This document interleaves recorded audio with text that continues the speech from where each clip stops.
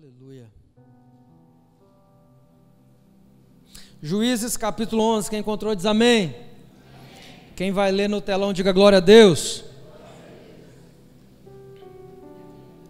Deus seja louvado pelo telão, né, gente? O telão é uma bênção.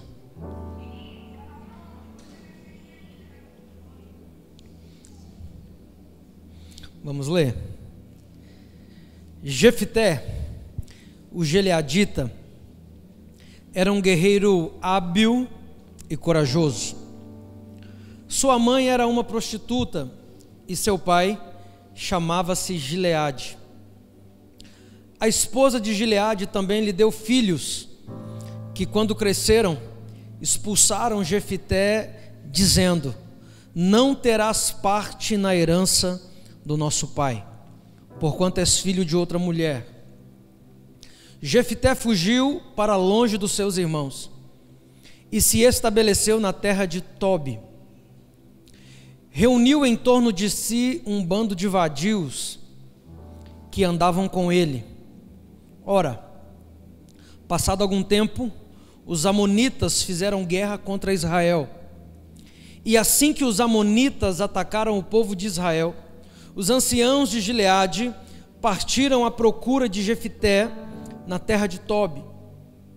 Ao encontrá-lo, pediram: vem depressa, seja o nosso comandante, para que possamos responder com guerra aos ataques dos amonitas. Porém Jefté disse aos anciãos de Gileade: porventura não me odiastes a mim, e não me expulsaste da casa do meu pai?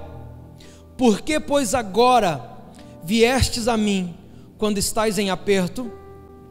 E disseram os anciãos de Gileade a Jefté: por isso tornamos a ti, para que venha conosco e combatas contra os filhos de Amon, e nos seja por chefe sobre os moradores de Gileade.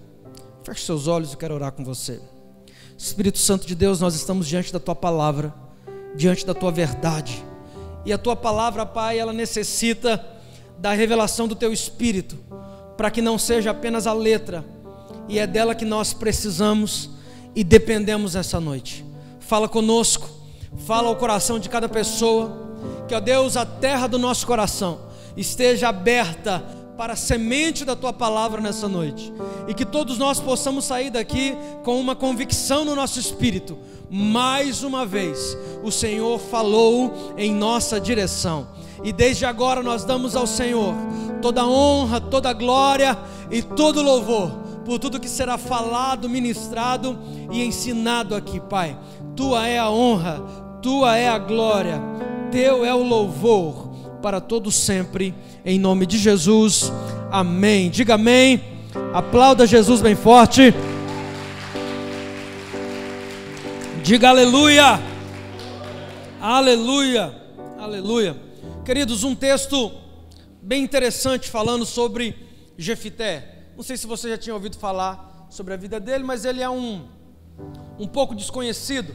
É aqueles heróis anônimos da Bíblia, e eu gosto disso, porque às vezes a gente pega bastante pessoas que são bastante conhecidas e não tem nenhum problema nisso, mas eu acho interessante às vezes nós trazermos histórias de pessoas que não têm tanta relevância teoricamente assim na Bíblia, porque eu acredito que a gente consegue se espelhar mais nessas histórias, porque a maioria de nós talvez pensamos não ter a relevância que de fato temos. Quando colocamos textos e contextos de pessoas que teoricamente não tiveram tanta relevância, mas fizeram uma grande diferença, fica fácil para a gente se olhar nesse personagem. O texto que nós lemos diz sobre Jefté, e a Bíblia é interessante porque ela começa falando das coisas boas de Jefté. Jefté era um guerreiro hábil e corajoso, e aqui a gente começa o texto com uma empolgação no coração, porque Jefté era um guerreiro habilidoso, e ele tinha uma extrema coragem. Mas aí de repente a Bíblia começa a mencionar os defeitos, as falhas, os fracassos, aquilo que às vezes nós queremos esconder das pessoas, porque quando a gente vai conhecer alguém, eu não sei se aqui em Vitória mas lá em Rondonópolis é assim. A gente vai conhecer alguém, a gente primeiro apresenta as virtudes. É assim aqui também? A gente primeiro apresenta as coisas boas, e depois, com o passar do tempo, a pessoa vai conhecendo as partes ruins. E nesse contexto não foi diferente. Jefité era um guerreiro hábil e corajoso, porém, filho de uma prostituta, foi expulso pelos irmãos, que não queriam dividir a herança. E aqui começa um contexto histórico que talvez eu acho que muitos de nós nos vemos dentro dele. Porque a vida não é feita apenas das coisas boas, mas a vida também é feita, e na maior parte das vezes, de coisas ruins. A vida não é feita só de vitórias, de alegrias e de sorrisos, mas a vida também é feita de tristeza, de fracasso e de choro. O grande ponto é: todos vamos ter sucesso e todos vamos ter fracassos. Todos vamos dar certo em algumas coisas e errar em outras. Sabe qual é a diferença de alguns? É que alguns não desistem porque alguma coisa deu errado. Alguns não param no meio do caminho porque algumas coisas não foram como eles esperavam que fossem. E é aqui que mora o segredo do sucesso. Não é que nós teremos sucesso em tudo que fizermos, mas é que nós não desistiremos independente do que aconteça. Nós não iremos parar independente do que aconteça. E essa história me inspira justamente por causa disso. O texto começa falando as qualidades: guerreiro hábil e corajoso. Como muitas vezes nós fazemos, nós apresentamos sempre a parte boa que nós temos, mas poucos conhecem a parte ruim. Poucos conhecem o fracasso que nós carregamos nas nossas histórias. E Jefité era exatamente essa pessoa. Jefité tinha tudo para dar errado. Talvez eu estou aqui falando nessa noite para pessoas que tinham tudo para dar errado na vida. Jefité era essa pessoa que, embora fosse hábil e corajoso, tinha muito mais coisas erradas, tinha muito mais fracassos do que vitórias. Seja profeta de Deus aí, olha para o irmão que está do teu lado, faz cara de profeta para ele. Se você me perguntar como é que é a cara de profeta, eu não sei. Faz uma cara meia braba assim, acho que é isso. Olha para ele e fala assim: ô vaso. Aí se for mulher você tem que falar vaza, tá? Não, estou brincando, não é vaso. Fala assim: ô santo. Melhorou, santo. Você precisa entender que Deus não está interessado apenas nas suas vitórias, nas suas qualidades e naquilo que você tem de bom. Diga para ele: Deus, quando quis você, quis o pacote completo, inclusive seus fracassos, suas derrotas, seus medos, suas falhas, tudo aquilo que ninguém quer. Deus quis quando escolheu você. Quem está entendendo isso, diga glória a Deus e aplauda Jesus. Aleluia!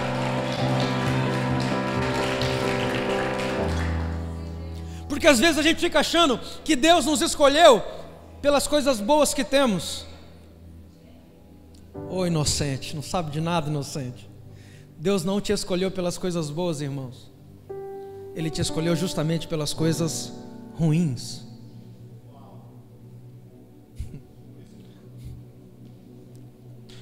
Pastor, e como que é o nome disso? Você pode chamar de graça, você pode chamar de favor imerecido, porque só pode receber um favor imerecido quem não merece. Então a primeira qualificação para receber algo de Deus é não merecer absolutamente nada. Porque quando começamos a achar que merecemos, caímos da graça.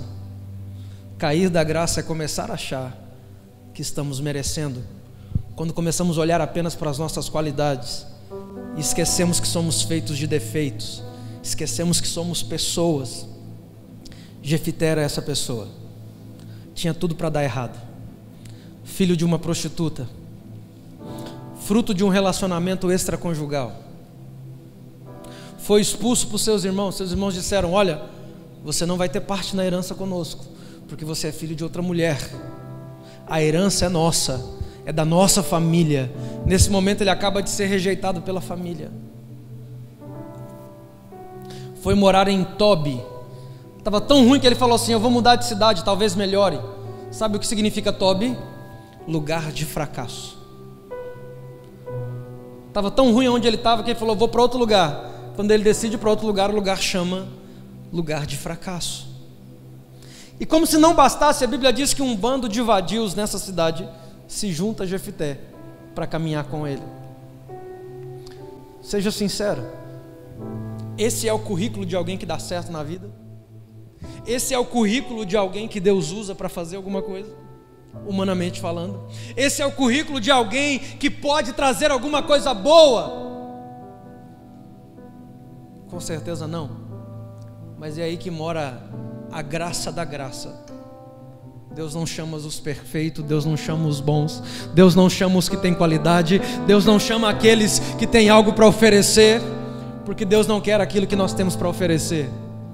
Deus quer oferecer através de nós aquilo que ninguém acha que nós podemos oferecer, porque não é nosso, foi Deus que colocou em nós.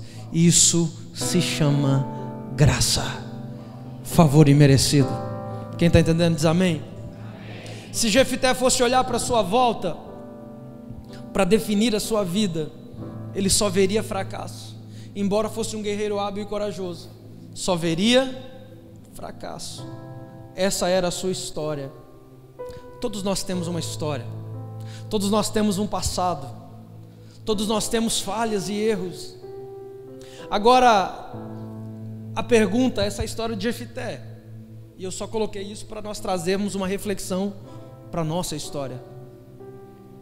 A pergunta é: e você? Como você define a sua vida? Como você define a sua vida? Eu não conheço você, eu estou falando aqui para várias pessoas.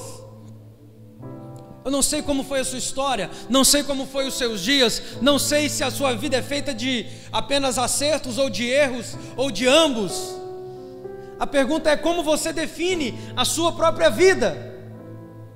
Através do seu meio familiar, porque talvez você veio de uma família boa. Não foi o meu caso.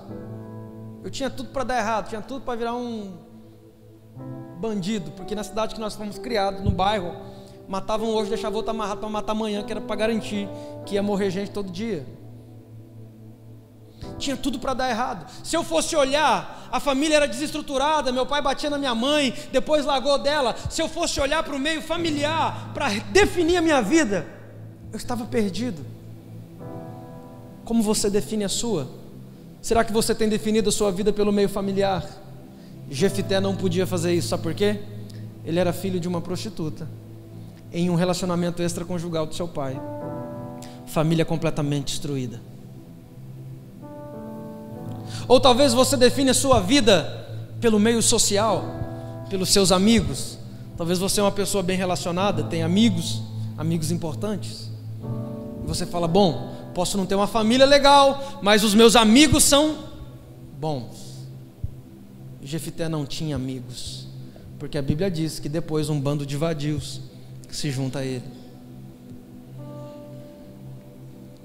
Ou talvez você define a sua vida por erros e acertos, e esse eu acho que é o pior de todos, porque a pessoa que define a sua vida: se eu erro, eu estou perdido, se eu acerto, eu estou bem, eu estou legal. A pessoa que define a sua vida através desse parâmetro, ela não entendeu absolutamente nada sobre o favor imerecido de Deus. Não é sobre seus erros e acertos, é sobre o acerto de Jesus na cruz do Calvário, para mim e por você. A pergunta é como nós definimos a nossa vida, porque a maneira como nós definimos a nossa vida vai determinar como nós viveremos os nossos dias. Jefté não podia definir pela família, não podia definir pelos amigos, e não podia definir por erros e acertos, porque quando ele olhava para a vida dele, só tinha erro. Quem está me entendendo até aqui diz amém? O que define a sua vida não é o seu meio familiar. O que define a sua vida não é o seu meio social, os seus amigos. O que define a sua vida não são seus erros e acertos. O que define a sua vida é o propósito eterno de Deus para você, porque é dentro do propósito de Deus para a sua vida que você vai alcançar o máximo dos seus dias. É o propósito eterno de Deus. Me ajuda a pregar, olha para esse irmão e fala assim: o que define a sua vida é o propósito de Deus para você. Então para de olhar para os seus erros e acertos. Não é sobre o tanto que você erra ou sobre o tanto que você acerta, é sobre o propósito de Deus para você. Não é sobre os seus erros. Tem pessoas que elas têm dificuldade de se perdoar, e talvez você que está aqui precisa ouvir isso. E sabe qual é o problema? As pessoas erraram lá em 1900, lá vai bolinha, pastor Evandro, e elas têm dificuldade de se perdoar. E sabe qual é o problema disso? Deus já te perdoou, amém? Talvez a pessoa contra alguém, quem você fez alguma coisa, te perdoou, está tudo ok, mas você mesmo não se perdoa. E sabe qual é o problema disso?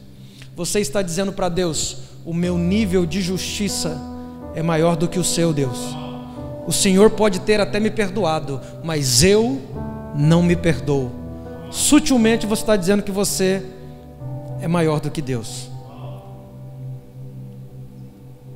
E pessoas que fazem isso, que não se perdoam por erros que cometeram, na verdade são orgulhosas, soberbas, e precisam entender: o seu nível de justiça não está acima do de Deus. Se Deus te perdoa, quem é você para não se perdoar? Se Deus perdoou você, irmão, presta atenção, todos nós erramos e acertamos em algum momento. Não existe ninguém perfeito, não existe ninguém que nunca tenha errado. Todos nós em algum momento da vida erramos e acertamos. Abaixa um pouco esse nível de justiça, para que você possa experimentar da justiça de Deus na sua vida e na sua história. Jefité era exatamente essa pessoa. E eu separei aqui 3 pontos nesse texto que eu quero compartilhar com você sobre a vida de Jefité, baseado na história dele. Primeiro, não deixe que as pessoas te definam pelos seus fracassos. Não deixe que as pessoas te definam pelo seu fracasso. Coloca para mim 2 Coríntios 5,17. Pare de dar ouvidos para quem não conhece a sua história.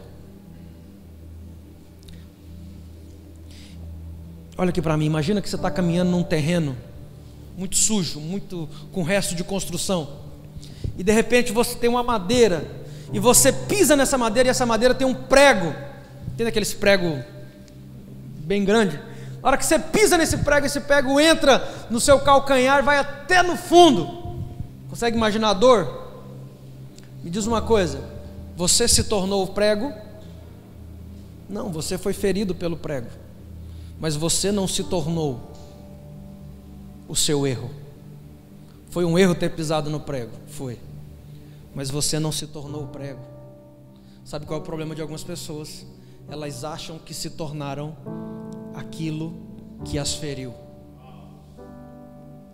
Lá atrás, em 1900, lá vai fumaça, a pessoa foi lá e traiu a esposa, ou traiu o esposo, e ela fica com aquilo na cabeça, ela acha que ela é um traidor. Não, você não é, você cometeu uma situação, o sangue de Cristo foi sobre a sua vida, te perdoou, removeu toda a condição de injustiça, removeu todo o pecado, removeu toda a angústia do seu coração, e o sangue de Cristo é sobre você, e trouxe perdão absoluto sobre a sua história.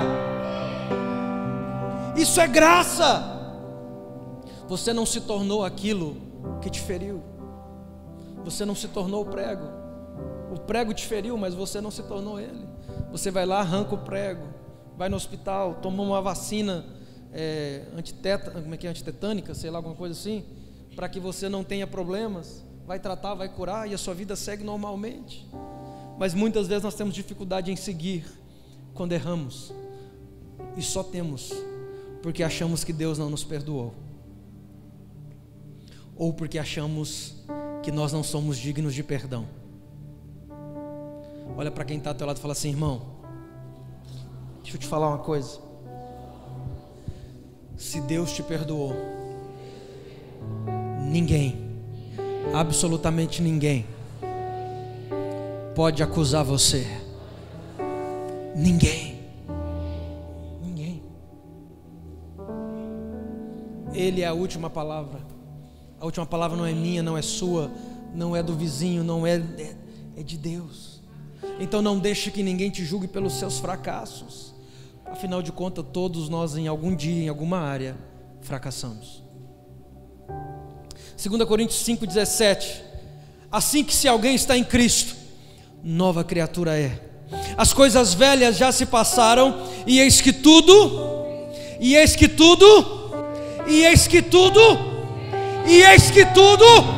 se fez novo. Aleluia! Tudo se fez novo. Tudo se fez novo. Isso não é uma vez, isso é todos os dias. Se eu estou em Cristo, nova criatura sou. As coisas velhas se passaram, e eis que tudo se fez novo. Deixa o passado no passado. Quem olha o seu passado não está interessado no teu futuro. Diga isso para quem está do teu lado. Quem olha teu passado não está interessado no teu futuro. Deus é especialista em pegar fracassados e colocar assentado com os príncipes. Deus é especialista em pegar pessoas que ninguém dá nada por elas, restaurar, reestabelecer e reativar dentro dos seus chamados e propósitos. O que dizer de Pedro? Jesus, perto da crucificação, olha para Pedro e diz: Pedro, você está aí dizendo que vai morrer por mim? Antes que o galo cante hoje, 3 vezes você vai me negar. Pedro diz: não, Senhor, qualquer um aqui sim, eu de jeito nenhum. Pegam Jesus, levam ele preso. Quando ele chega no cenáculo, alguém olha e fala assim para Pedro: você era um deles. Ele diz: não. Outro olha e diz: você era um deles, você parece com ele. Não, eu não. E a última vez alguém diz: certamente você estava com ele. E ele diz: não. Jesus olha para ele e ele entende que ele acaba de cometer o maior fracasso de sua vida. Quando a gente olha para isso, fala assim: acabou o ministério de Pedro, a vida de Pedro. A Bíblia relata que ele chama os discípulos para ir pescar. Ele chama os discípulos para fazer aquilo que eles faziam antes de conhecer Jesus. Eles voltam atrás. Mas quando Jesus ressuscita, ele manda as pessoas dizerem: olha, vai e dizem aos discípulos e a Pedro que eu ressuscitei. Isso dá a ideia de que Pedro nem se achava mais que ele era um dos 12. Talvez você está aqui nessa noite e você pensa exatamente isso, por conta dos seus fracassos. Deus quer restaurar a sua vida e ativar você dentro do teu propósito. Quem está entendendo diz amém. Segundo, você está no lugar certo. Diga comigo: eu estou no lugar certo. Olha para a pessoa mais bonita que estiver ao teu lado e diga isso: você está no lugar certo. Tem pessoas que dizem: eu vou mudar de cidade porque essa cidade não é boa. Eu vou mudar de igreja porque a igreja não é boa. Eu vou mudar de país porque aqui não está dando certo. Eu vou para outro lugar. Irmão, presta atenção, você está no lugar certo. Você está no lugar certo. O que vai te fazer vencer não é a geografia. O que vai te fazer vencer é cumprir o propósito dentro da geografia que Deus te colocou. Tem pessoas que ficam mudando de igreja igual muda de roupa, irmão, achando que vai ter uma igreja que vai fazer ele dar certo. O que te faz dar certo não é a igreja, irmão, mas é você estabelecer os princípios do reino na sua vida, independente da igreja. Deus te chamou para um lugar, você está no lugar certo. Jefté venceu em Tobi, lugar de fracasso. Jefté venceu no lugar menos provável que ele poderia vencer, porque não é sobre ele estar na geografia certa, é ele estar debaixo do propósito de Deus. Você está no lugar certo, na família certa, na cidade certa, no tempo certo. Deus te chamou para esse tempo, para essa geografia, para essa cidade, para essa igreja, para a sua família. Esse é o tempo de Deus para você, não é outro. Jeremias 1:5, coloca para mim por favor, vai dizer assim: antes mesmo de te formar no ventre da tua mãe, eu te escolhi. Antes que viesse ao mundo, eu te separei e te designei para a missão de profeta às nações. Olha o que Deus está dizendo para Jeremias: eu tenho um propósito com você antes de você nascer. Isso aqui, irmão, é um relato de Deus para Jeremias, mas isso aqui é uma verdade de Deus. Isso aqui é uma verdade de Deus para Jeremias, mas essa verdade alcança eu e você. Antes mesmo de nascermos no ventre da nossa mãe, Deus já havia preparado um propósito para mim e para você, um tempo para que eu e você reinássemos sobre a terra. Deus já havia preparado. Essa palavra está sobre você, está sobre mim. E sabe qual é a pior coisa que pode acontecer para alguém? Ela dá certo naquilo que Deus não chamou ela para fazer. Porque Deus chamou Jeremias para ser profeta às nações. Imagina que Jeremias no meio do caminho falasse: não, profeta às nações não dá dinheiro, gosto de missionário, não vou mexer com isso não. Eu quero ser jogador de futebol. Isso mesmo, já decidi. Deus, eu quero ser jogador de futebol. E aí de repente Jeremias se torna o Neymar de sua época, o melhor jogador, não do mundo, né, porque ele não foi, mas enfim, um dos melhores jogadores da sua época. Imagina que ele tivesse sucesso sendo algo que Deus não o chamou para ser. A pior coisa que pode acontecer comigo e com você é você dar certo em um lugar que Deus não te chamou para estar. Sabe por quê? Porque se você estiver tendo sucesso em algo que Deus não te chamou para fazer, dificilmente você vai querer parar de fazer. Quando temos sucesso em algo que Deus não nos chamou para fazer, nós condicionamos o fato de estarmos tendo sucesso com Deus estar aprovando aquilo que estamos fazendo. Não é porque às vezes está dando certo que Deus te chamou para fazer isso. Olha para a pessoa que está ao teu lado e fala assim: não é porque está dando certo que Deus está aprovando o que você está fazendo.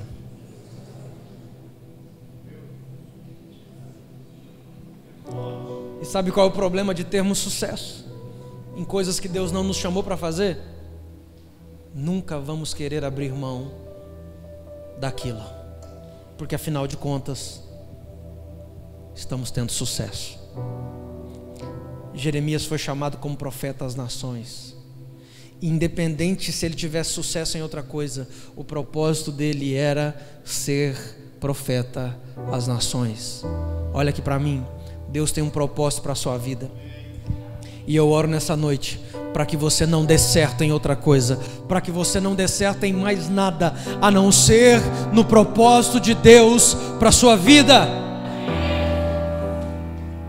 A não ser no propósito de Deus para a sua vida. Não é a vida que define o seu propósito, mas é o propósito que define a maneira como você vai viver. Tem as pessoas que elas vivem a vida como aquele missionário antigo que canta aquela música, como é que é o nome? Aquela música bem conhecida, aquele missionário, rapaz, como é que é o nome dele? Martim da Vila. Deixa a vida me levar. Vida missionário. Tem pessoas que estão vivendo a vida como o missionário Martinho da Vila canta: deixa a vida me levar, vida leva eu. E essa vida está levando eles cada vez mais distante do propósito de Deus para a vida deles. Não é a vida que me leva, é eu que levo a vida debaixo do propósito de Deus para a minha existência. Não deixo a vida me levar porcaria nenhuma. É eu que defino a maneira como eu vou viver através do propósito de Deus para a minha existência. Quem está entendendo diz amém. Terceiro e último ponto. Viva a história que Deus contou sobre você. Viva a história que Deus contou sobre você. Deus contou uma história sobre você desde a eternidade. Efésios 1:4, coloca por favor. Vai dizer assim: como também nos elegeu nele, antes da fundação do mundo, para que fôssemos santos e irrepreensíveis diante dele em amor. Diga assim comigo: a minha origem é maior que a minha história.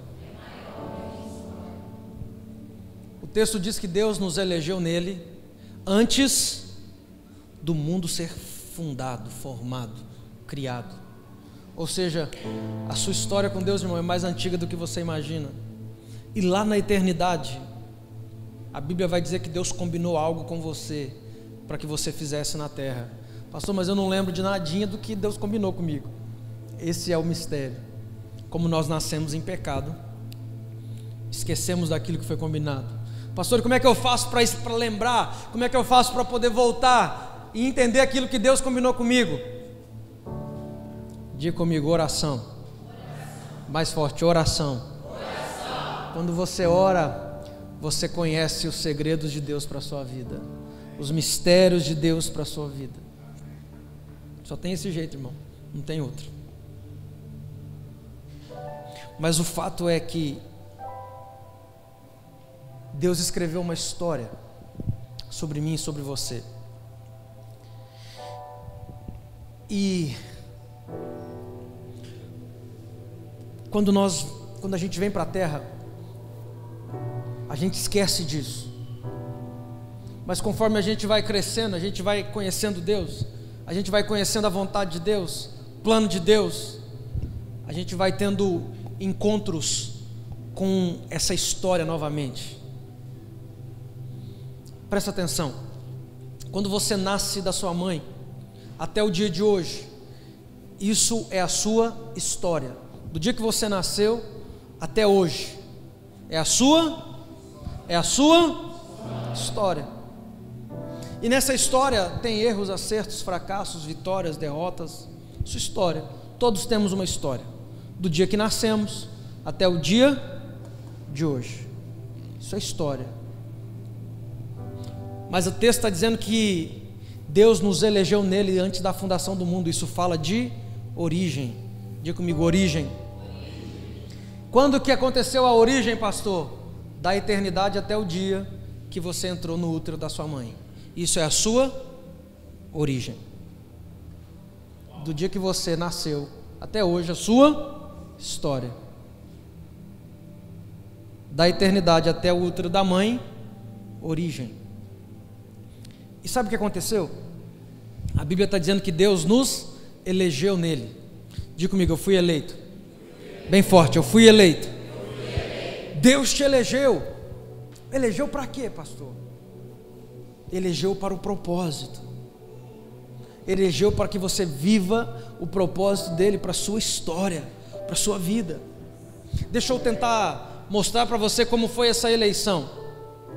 A ciência vai dizer que numa relação sexual, milhões e milhões de espermatozoides correm para fecundar o óvulo. Amém? Isso acho que é a quinta série de ciência, né? Se não me engano, acho que é isso. É que eu só estudei até a quinta série, então só lembro dessa parte. Tô brincando. Você faltou nesse dia. Enfim, é dessa forma. Você já parou para pensar por que foi você que chegou primeiro para fecundar o óvulo? Existiam milhões e milhões e milhões de possibilidades de vidas. Milagrosamente você chegou lá primeiro? Você acha mesmo que foi isso? Ah não, pastor, é que lá na eternidade eu treinava, fazia Cooper, daí na hora que foi para correr eu corri mais rápido que os outros e cheguei. Não, não foi. Eu vou te falar o que aconteceu. Diga comigo: eu fui eleito em Deus antes da fundação do mundo. Deixa eu te mostrar como que foi que aconteceu. Houve uma eleição no céu. Só que essa eleição só uma pessoa votava, só Deus. E começou a se apresentar diante de Deus todas as possíveis vidas que poderia vir à existência naquela vez que você fecundou o óvulo. Começaram a se apresentar. Deus falou: não, nem você eu não voto, nem você eu não voto, nem você eu não voto. De repente chega você, e Deus olha para você e fala: dessas milhões e milhões de possíveis vidas, você é o mais preparado, você é o mais capacitado. Eu vou votar em você, eu vou eleger você.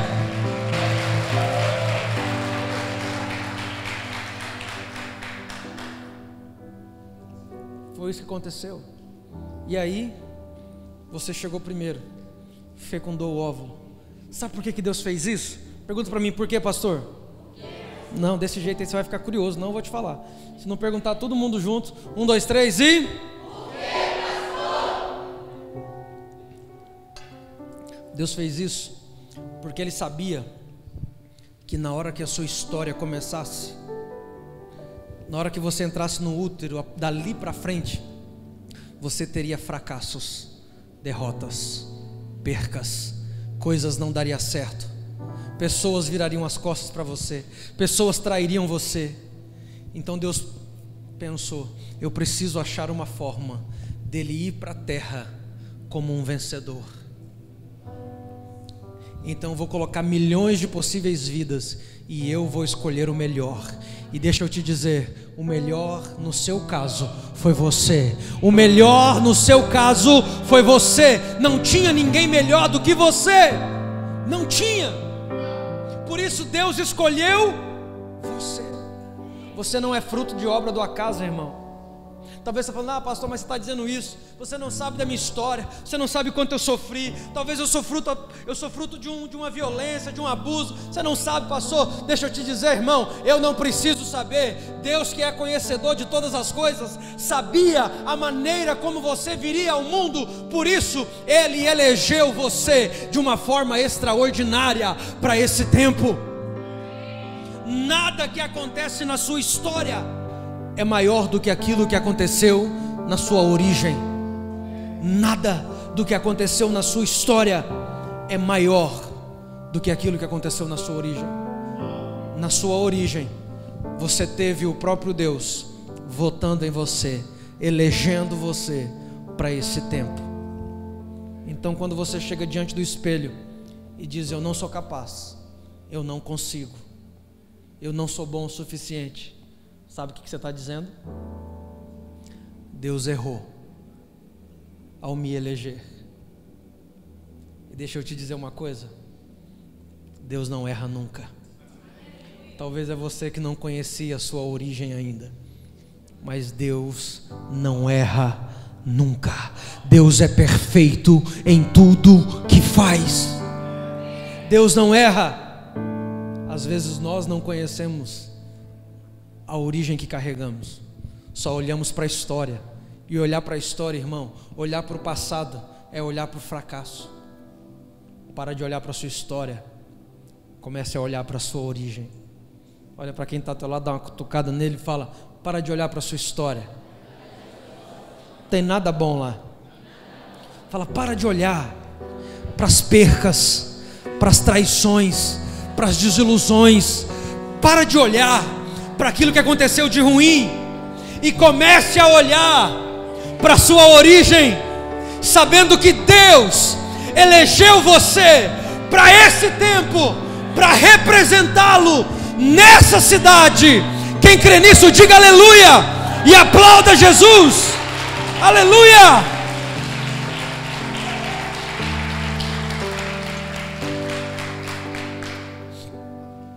Existem vários exemplos disso na Bíblia. Eu quero citar só um para a gente poder terminar. Davi. Aí eu vou achar que vocês estão gostando até da mensagem. Davi, lembra da história do rei Davi? Antes dele ser rei? Com certeza, na origem, Deus estabeleceu que Davi fosse rei de Israel. Mas na história, não. Na história, Davi também é fruto de um caso extraconjugal do seu pai Jessé com uma outra mulher.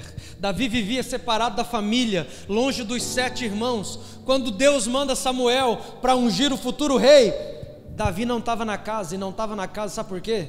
Porque ele não morava lá.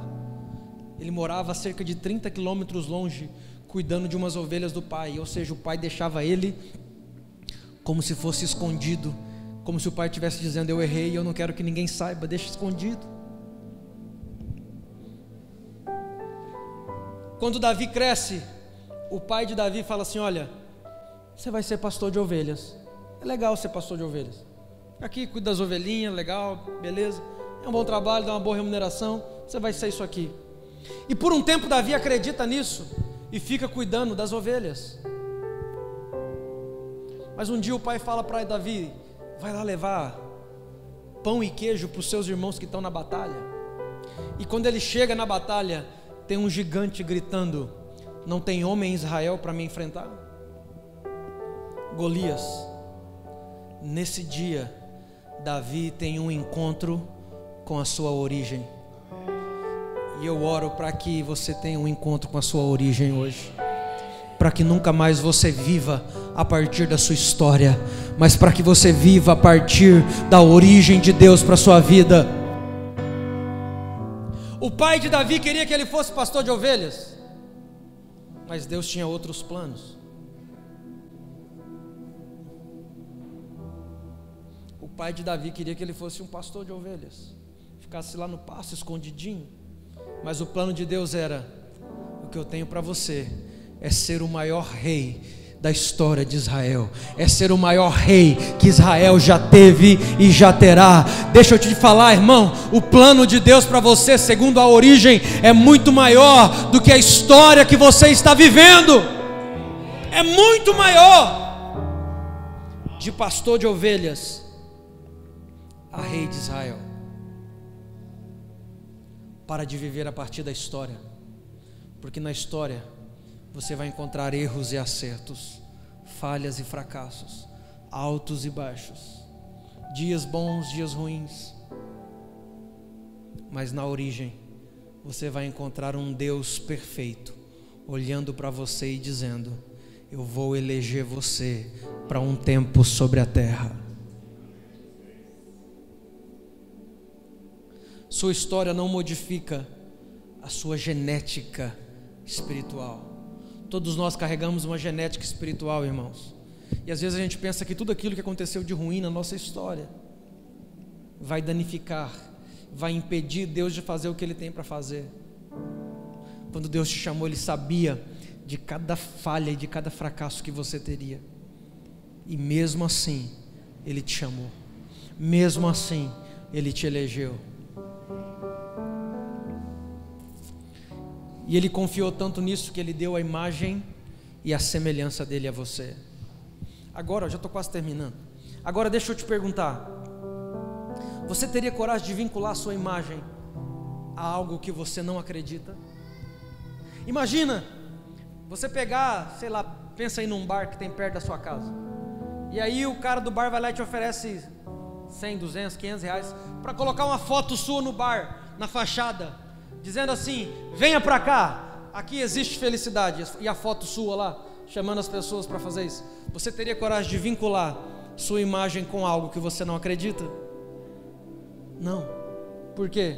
Nós só vinculamos a nossa imagem com coisas que nós acreditamos. Por isso que quando Deus foi fazer o homem, Ele disse: façamos o homem a nossa imagem e a nossa semelhança. Sabe por que Deus te deu a imagem e a semelhança dEle?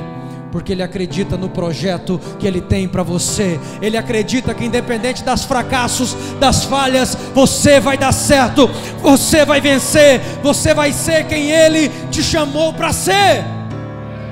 Ele acredita nisso. Ele acredita porque Ele conhece a tua origem. Talvez a única pessoa que ainda não conheça a sua origem seja você mesmo. E talvez por isso você não acredita. Mas eu quero te convidar a conhecer a sua origem hoje.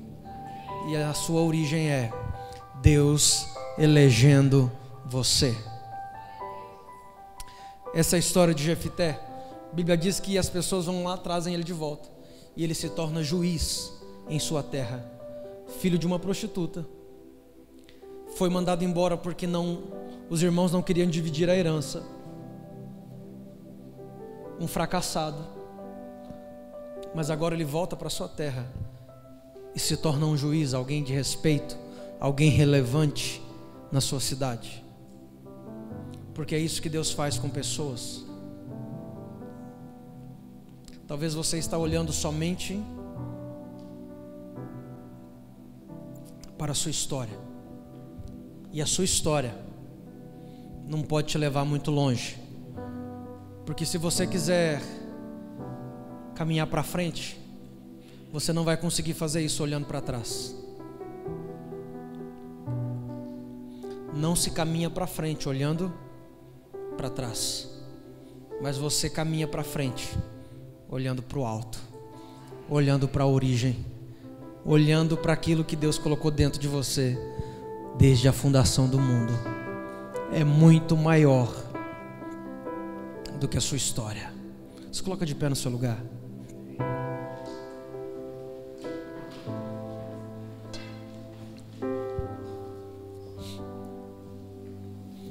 Existe, não sei como é que vocês chamam aqui, lixão aqui aqui nós estamos onde? É Vila Velha aqui?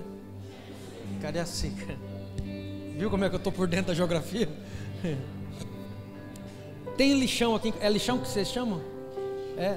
Como que é o nome do lugar do lixão aqui? Lixão? Ah, o lixão chama lixão? Olha que legal. Não, não tem? Aterro sanitário, ó a fineza. Aterro sanitário, irmão, que lixão. Vigia, santo. Aterro sanitário. Deixa eu contar uma história para vocês aqui para a gente encerrar. Imagina que aqui no aterro sanitário de Cariacica, alguém já foi no aterro sanitário de Cariacica? Vocês não passeiam, não? No aterro sanitário não, né?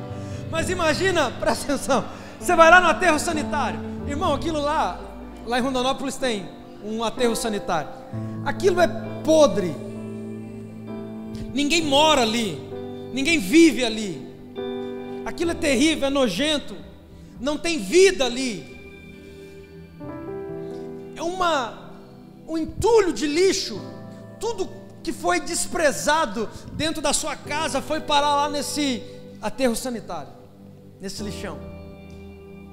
Imagina que alguém pega um lírio, alguém conhece o que é lírio?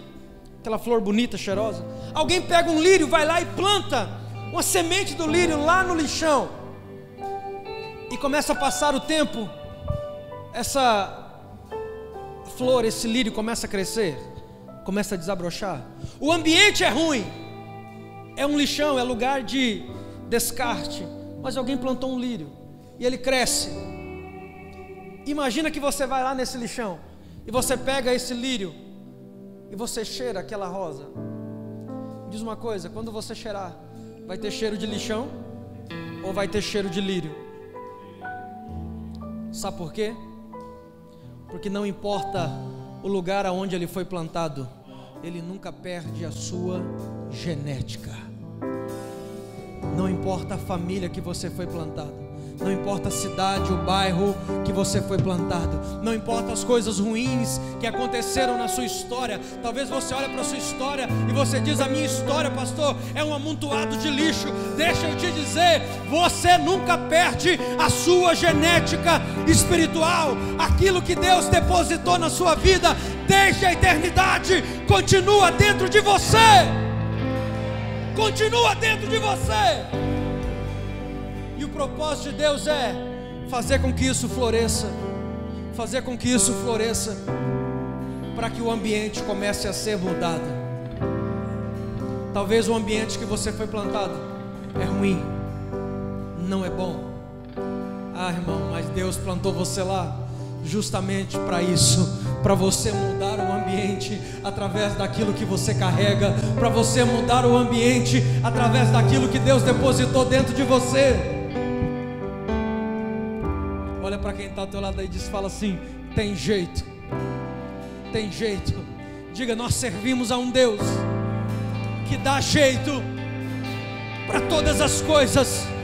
Diga para essa pessoa: o seu problema, o seu fracasso, a sua derrota não significa nada para Deus.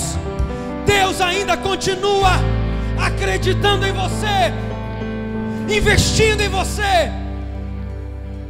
e dando a imagem dele para você. Feche seus olhos. Aleluia, aleluia, aleluia.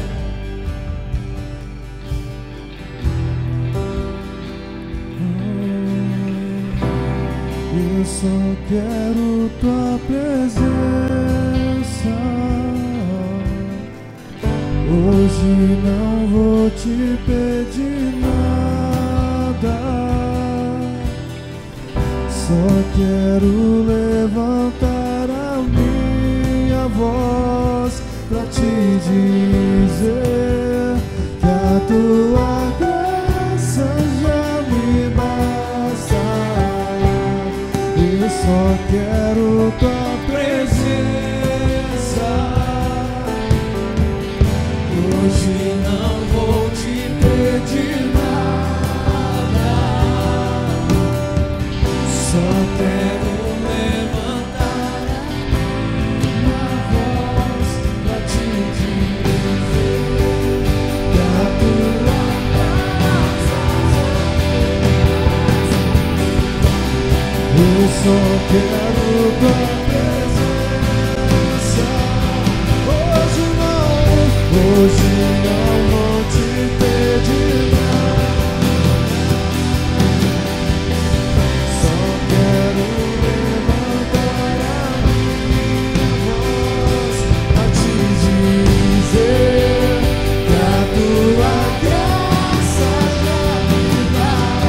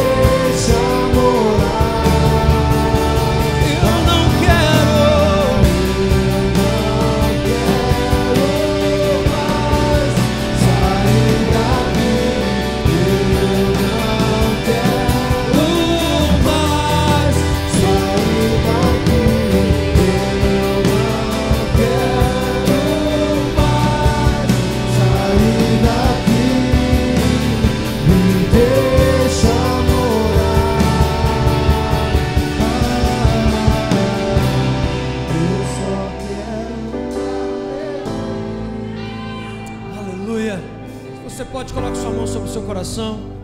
Quero orar por você, para que você tenha um encontro com a sua origem, para que nunca mais você viva a partir da sua história, para que nunca mais você consulte o seu passado para poder enxergar o seu futuro. Não, nunca mais.